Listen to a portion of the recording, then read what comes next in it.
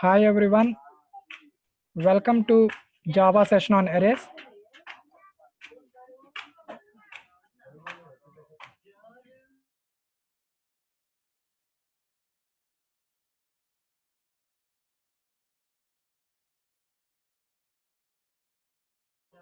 In today's session, we are going to see some points regarding to Java arrays.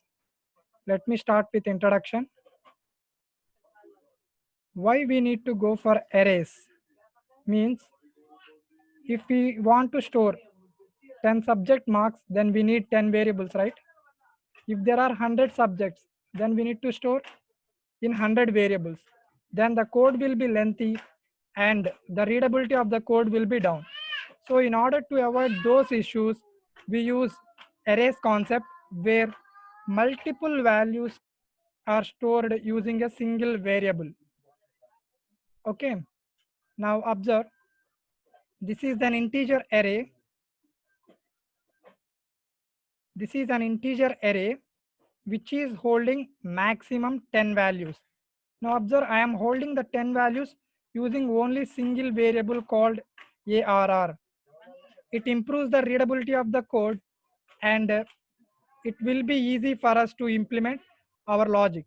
Okay, let's see the limitations of arrays.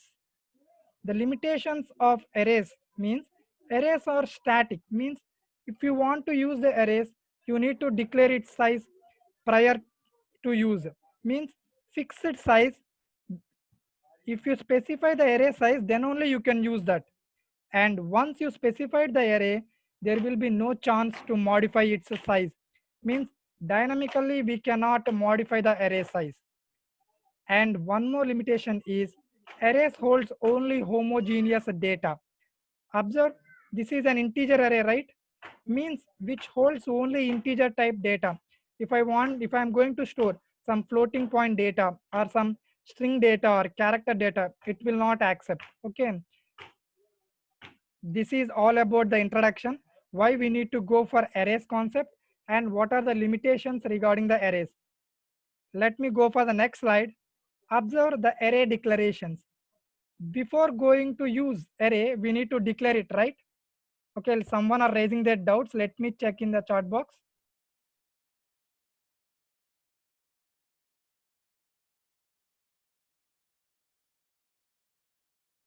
Someone saying that we can create dynamic array. Observe, I'm not saying uh, if you want to dynamically grow the array, means what? While running, if I added 10 elements and if I am going to add the 11th element, then also it should accept.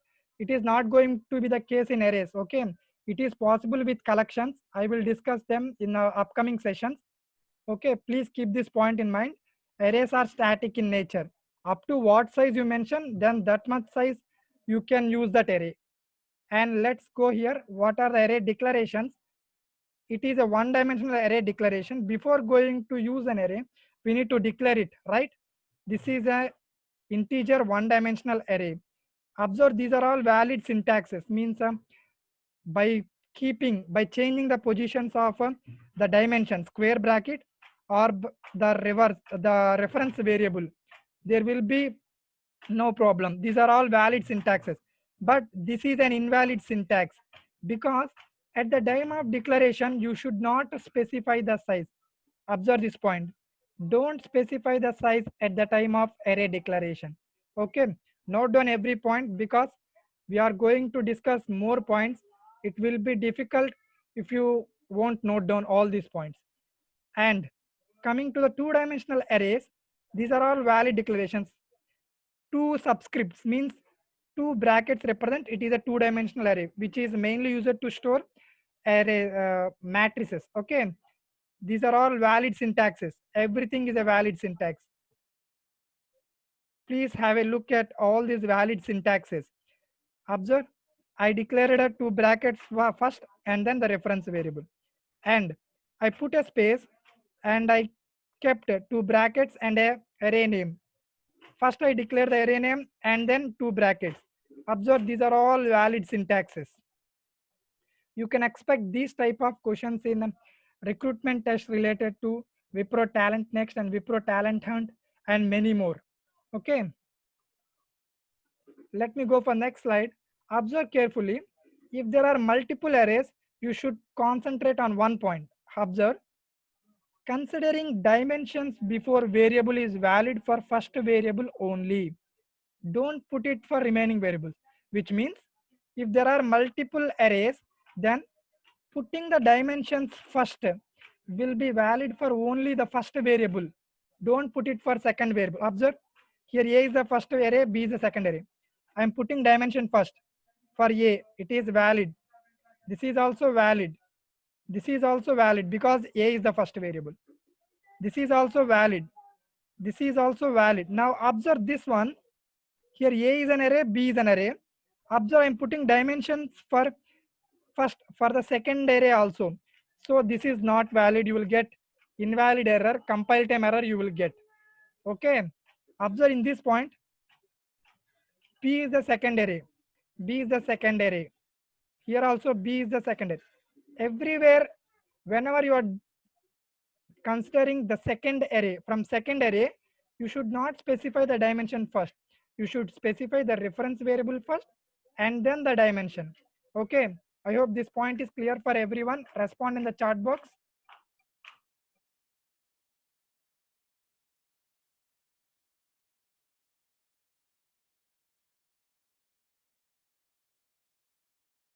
Okay, everyone is clear.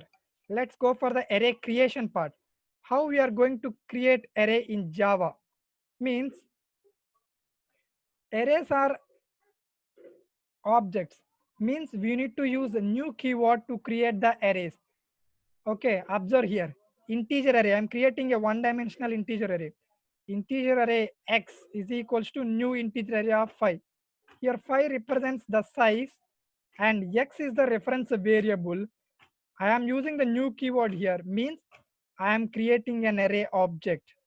Okay, observe x is the reference variable. Observe, for which we create objects generally. For classes we create objects, right? So I'm saying array is an object. Then what is the corresponding class? Means if you want to know the corresponding class, you need to type this system.out.println reference variable dot get class dot get name. Then it will give you the corresponding class. Here x refers to the integer array, one dimensional integer array, right? So its corresponding class will be this. Observe, if it is a, this is our array types and this will be the corresponding class names. This is one dimensional integer array, two dimensional integer array, double one dimensional double array, short array, byte array and boolean array. These are all corresponding class names. Observe the class names. These are not following the Pascal conventions, right? These are not looking like ordinary classes because these are all not available to the programmer. These are not available to the programmer level. These are predefined. These are predefined available by Java API. So whenever you create the array object, if you want to know to which class it corresponds to, you can write this statement. Okay, let me go for the next slide. Observe some of the valid and invalid declarations regarding the arrays. Observe carefully. Integer array x equal to new int array I had taken. This is an invalid syntax because as I said you earlier, in order to use array you should specify the size compulsory. Here the size is not mentioned, right? So invalid, you will get compile time error here. Similarly, observe here, this is a valid syntax because it is a reference variable. You use the new keyword correctly and you specify the size. There will be no problem. And observe, if I use this, means I mentioned the size as 0, then also it is a valid syntax because observe, in main method generally we write public static void main string array args, right? The string is array, args represents the string array, right? If we are not passing any command line arguments, the length of the command line, that string array will be 0, right? In that case also our program will run fine. So that's why if we declare an array with size 0, then also there will be no problem. It's a perfect valid syntax. And observe, If you declare with a negative size -5, then in that case, you will not get compile time error, but you will get runtime error, because the compiler job is to check whether it is syntactically correct or not. Means whether a integer value as a size here, whether an integer value as a size is specified or not. Compiler will check that only. But at runtime, JVM will check whether it is a positive number or not, right? Size cannot be negative. So you will get here runtime error. Now observe, as I said, we need to specify array size compulsorily. Then what are the data types are that can be used to specify array size? Means you can use byte, short, char and int. Observe, I am specifying the array size using character type. A means what is ASCII value for it? Is nothing but 97. So integer x is the integer array of maximum size 97. Now again, I am specifying using 10, which is nothing but integer. B is nothing but the byte value. I can use the byte value to specify the array size. Similarly, I can use the short value to specify my array size. These are all valid data types that can be used to specify the array size. Okay, as I said, these are all valid ones. Integer is the maximum data type among all these, right?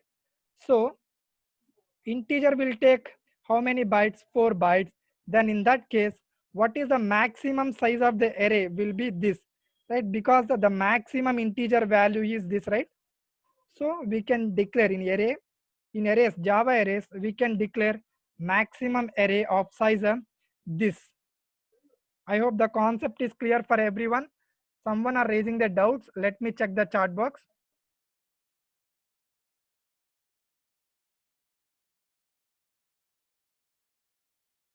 One asking, is there no negative indexing? Yes, it is absolutely correct. There is no negative indexing. If you are trying to access the negative index, then you will get the compile time error. Observe carefully.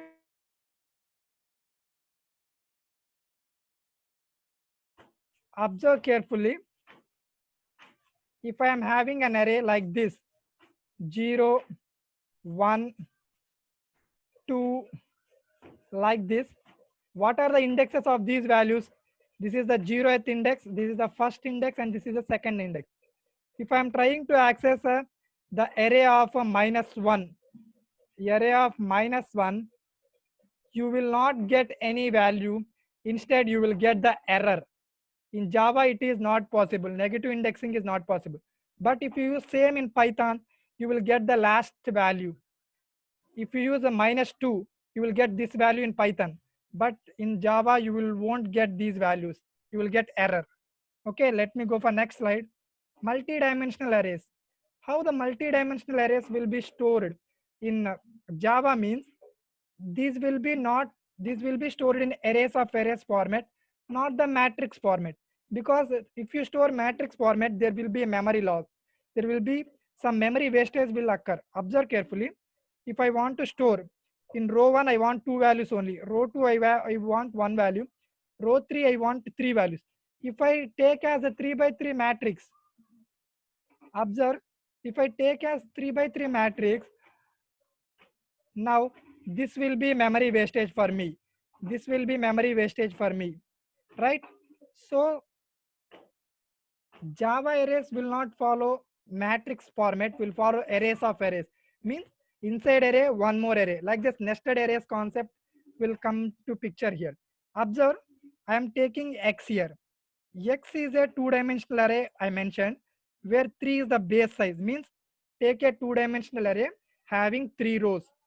Now observe, this is the X here, which is a two-dimensional array, and the base size is 3. Means 0th row, first row and second row. Now in that, X of 0 means first row having 2 values. I am taking one more array. Second row having how many values? Only one value. And third row having how many values? 3 values, right? This is 10, 20, 30, 40, 50, 60. Observe, here you can observe arrays of arrays concept. Means this is originally one array, and this is one more array, and this is another array, and this is another array, right? Inside one array, I'm storing another arrays. This is called as arrays concept. Okay, let me check chart box again.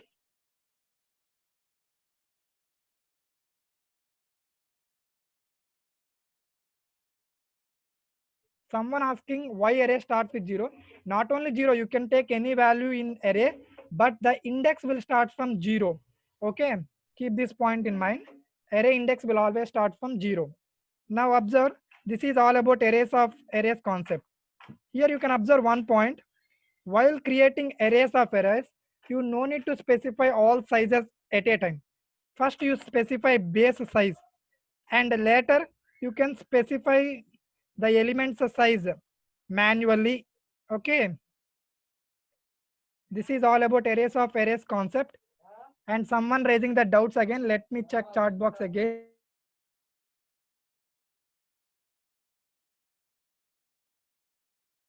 Array indexing starts with 0. It is as per API design they had given, we can't change it. Okay, we need to follow it, because observe, in every language they're having some rules. For example, identifier rules, you know, right?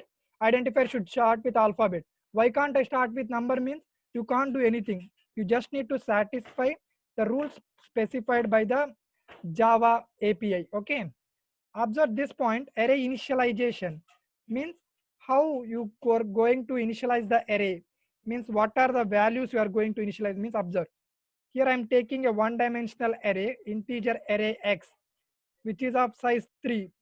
Now observe, as I said you earlier, arrays are objects, right?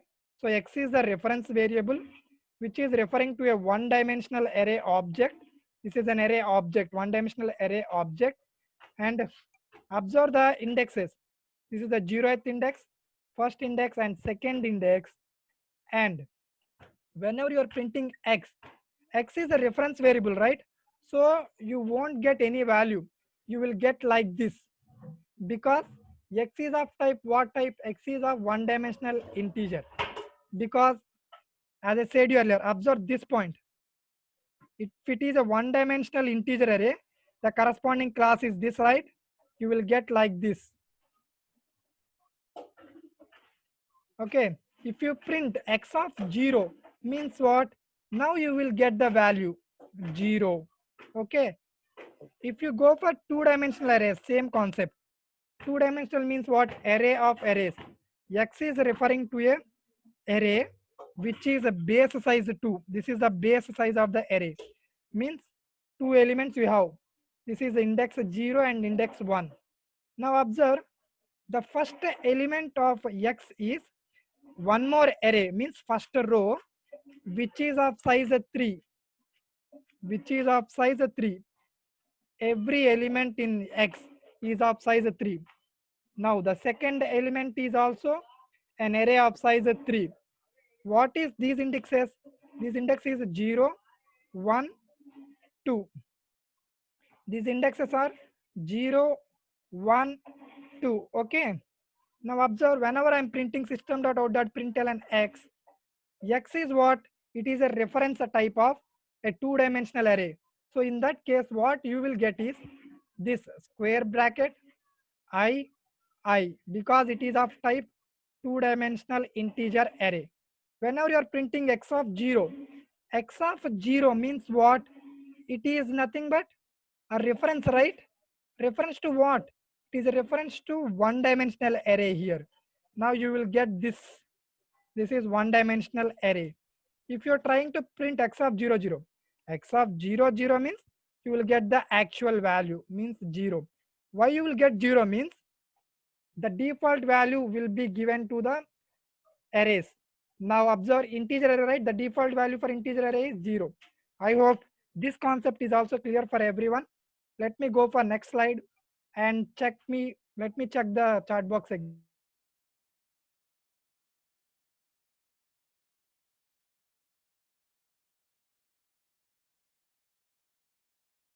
And observe the array declaration, creation, and initialization. All these in one line you can do. Okay. Observe carefully. This is an integer array, right? X is the reference variable and all the values to the x I had taken. Observe the declaration of the array and initialization of the array had done in single line, right? Similarly for two-dimensional arrays, this is the row 1 and this is the row 2. Okay, the declaration, creation and initialization of arrays had done in a one line. Now observe one more concept, anonymous arrays. Anonymous arrays means these are temporary arrays, means I won't give any reference variable. I won't give any reference variable. I won't give any reference variable and I will use the arrays. Okay, these are temporary purpose. Means what? Arrays without the name are called as anonymous arrays. Observe for int element, new int array of 10, 20, 30, system.out.println element. Observe, this is the anonymous array. Okay, this is the anonymous array because for temporary purpose I made this array. I won't give any name to this. Okay, and this is the enhanced for loop, as everyone knows this. Okay, this is also called as for each loop. Okay, let's go for the next point. Go for next question. Array elements. How array elements will be assigned means, observe, there are some points you need to remember about array elements. Let me take an integer array x of size of 5. In this integer array, you can store all the data type values which are less than that. Means what? Byte is less than the int, right? Short is less than int. Similarly, char is less than int. So you can store in an integer array, you can store integer values, byte values, short values, and character values also. Okay, let me take two variables, byte b equal to 10, short s equal to 20. Here observe, the array is of type integer, but I am holding, first time I am holding integer, no problem. Second time I am holding character, then also no problem, because this character will be automatically promoted to integer type and the value 97 will be stored into the integer array x. Similarly, I am storing here b, which is nothing but byte value. Then also it is valid. I am storing s, which is nothing but short value. Then also valid, because byte and short are automatically promoted to integer type. But observe here, whenever I am storing long value, it is not going to be stored in integer array because long is greater than integer, right? So keep this point in mind. The long will not be stored into the integer array. It is not automatically promoted. It is huge data type, whereas integer is less data type, less data type than compared to long, so it will not be stored. Okay, I hope the concept is clear, and let me go for the next slide. Here you can observe one more point. If I created an array which is used to store the class types, which is nothing but the reference variables of a class, then in that array you can store the reference variables of that class and its child classes also. Observe, I am creating object array, new object array of 5, means this array holds the object references, is nothing but the references of a class object, and at maximum we can store 5 values, 5 references. Now observe, first time I am storing the reference of object, then there will be no problem. Second time I am storing the string reference, then also no problem, because why means string is a subclass of object, right? String is a subclass of a object class. Then in that case, you can store, there will be no problem. Similarly, integer also you can store. The reference variable of integer also you can store, because object is a super class for every class in Java. So you can store, this is also no problem. These two are valid. Now coming to this point, this is another case, which is nothing but I'm creating an array to store the reference variable of interfaces this time. Runnable is an interface, right? this statement will create an array which is used to store the reference variables of runnable interface, and at max you can store 5. As I specified the size 5, right? You can store 5 reference variables. Now observe, in this array what references you can store means you can store the reference variables of the classes which implements the runnable interface. If the class doesn't implementing runnable interface, you cannot store its reference in this array. Okay, observe, I am going to store the thread class reference variable in the array. It is valid because thread class will implementing the runnable interface by default. But whenever I am trying to store the string value, the string reference, then in that case you will get the error because string is not implementing runnable interface, right? Now coming to the array variable assignments. Variable assignments is nothing but you take two arrays. This is a one array and this is the another array. If I array one array reference to another array, then you won't get any problem because if there are same type and same dimension, then you won't get any problem because here internally the elements won't get copied.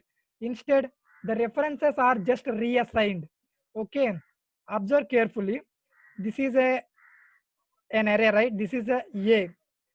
Now a is pointing to this array. Whenever I am going to give b equal to a, the elements of a won't be copied into b.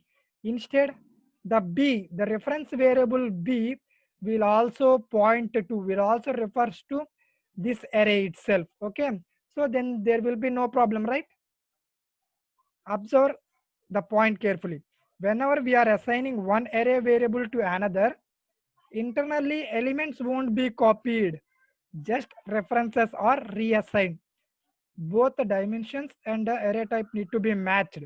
If this condition is satisfied, then there will be no problem. You can assign one array reference to another array reference. Okay, this is all about today's session. I will give you all in hands-on here, means I will execute all these points. Observe carefully.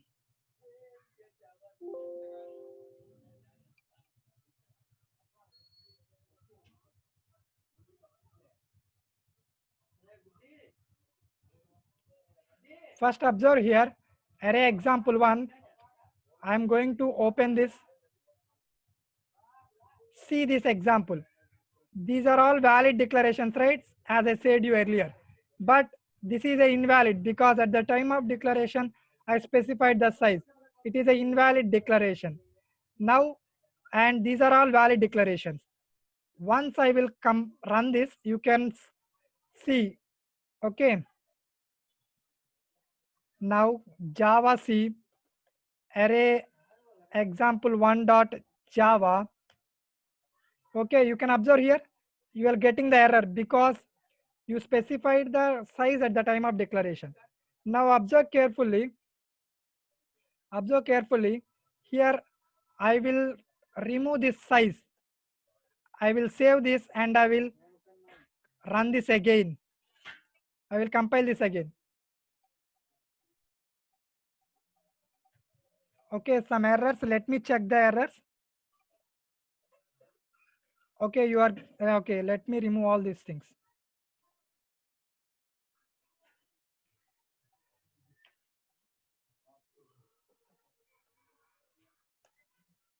Okay, you can observe, right?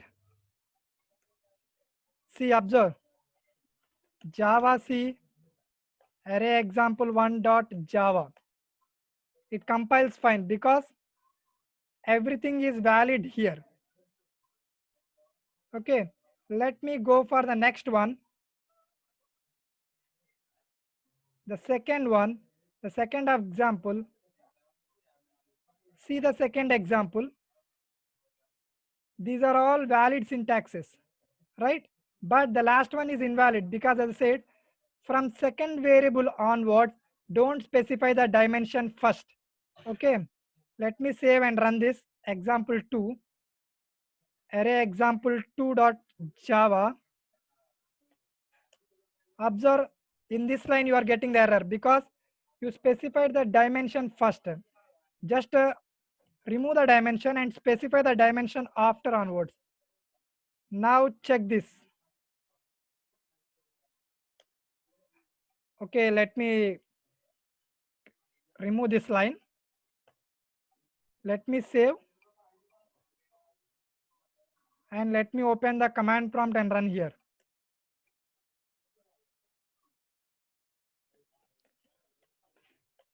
Array example 2.java, right? Variable b is already defined, means we are getting the error because these are all variables had been already declared, right? So we are getting the errors. So let me remove all this and put only one thing. Okay, let me remove all this. Now let me compile.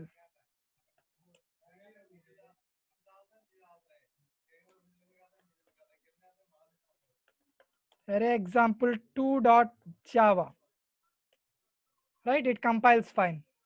Okay, and let me open the third program for you. Observe the third program. See, these are all valid one. This is invalid because size had not specified, and this is invalid because negative size you specified. Okay, let me run this and show you the errors, right? This is error because the size had not specified. So I will comment out this line and again I will compile. This time compiles fine, but I am going to run this. Observe, you can, means you are getting an error, right? Negative array size exception means you specified the negative array. That's why you are getting runtime error.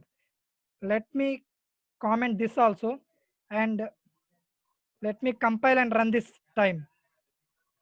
Right, this time compiles and runs fine. Okay, now let me open the next one, the fourth problem. Observe the fourth problem here. This is already mentioned arrays of arrays concept. Just I will run this. Observe java c array example 4.java.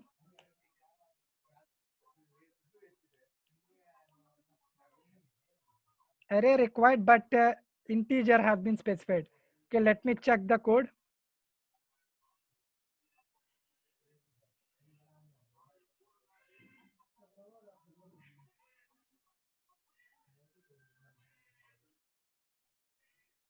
Okay, well, let me take new one. Let me rename it as x1. Let me save and do this again. Yes, this time works fine because I used the same variable for twice. That's why we are getting these errors. There will be no problem. Observe. Okay. Program 1 means first time the reference and then 0 and two-dimensional array, one-dimensional array and 0. Okay. Let me clear the screen and show you the next one. The fifth one, observe carefully. See, this is anonymous arrays concept. Means creating the array whenever you required, temporarily use that, and you are not giving any reference to that. Okay, let me run this example. Java C array example 5.java, and let me run Java array example 5.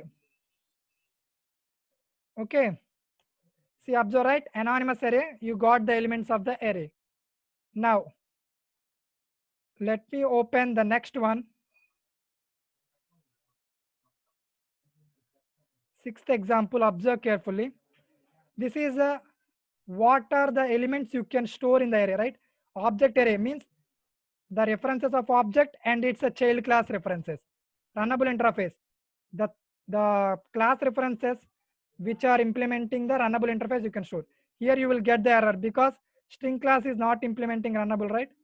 Now whenever I'm trying to run this array example, java c array example 6 dot java, right, you get a error because string is the class not implementing runnable interface, but you are trying to store here, right? So let me comment this and let me run again. This time works fine, right? And you won't get any error, right? Let me clear the screen and show you one more, the last problem. The last problem, observe carefully. Here, these are two arrays, A and B. One is a big array, one is a small array, integer array. I'm going to take A equal to B and B equal to A. Both are valid. There will be no problem because internally elements won't be copied. Just the references will be reassigned. Keep this point in mind. And I will going to run this Java C array example 7 dot Java. Right, compiles fine and runs fine. Okay, there will be no problem. I hope today's concepts and I hope today's concepts are clear for everyone. The arrays, multi-dimensional arrays, array creation, declarations, initializations, and variable assignments, all the things. And thank you for your participation. And do follow our channel. In Coding for Freshers, in your YouTube channel, you can find the recorded sessions, and in Telegram channels, I will post the programming assessments and online quizzes. You can attempt those also. And in the blog, you can find the PPT slides. I hope everyone enjoyed our session. Thank you for your participation. And I'm going to end this session. Thank you for your participation.